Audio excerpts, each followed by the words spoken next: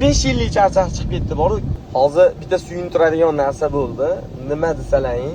Zapravkaga kirdim. Zapravkaga kirsam, "Ke, poygadan qayerdan topsak bo'ladi?" O'sha savol, o'sha o'rganib olganman. 95% magazinlarda bor, Xudoga shukr aka dedim. Chunki harakat qilyapmiz. Agar sizni magaziningizda ham yo'q bo'ladigan bo'lsa, magazin egalariga bu gapim orasida aytib o'tib ketay buni ham. Agar sizlar magazinlarda yo'q bo'lsa, iste'molchilar so'rab kelayotgan bo'lsa, shuni aloqaga chiqinglar. Biz distribyutorimizga yo'naltirib beramiz. Sizlarga mahsulotlarni ta'minlab berishadi. Xo'p, gapim davom ettiraman. Xullas, poygadan zo'r dedi bittasi. Rahmat aka, fikrlar uchun, e'tibor uchun rahmat dedim.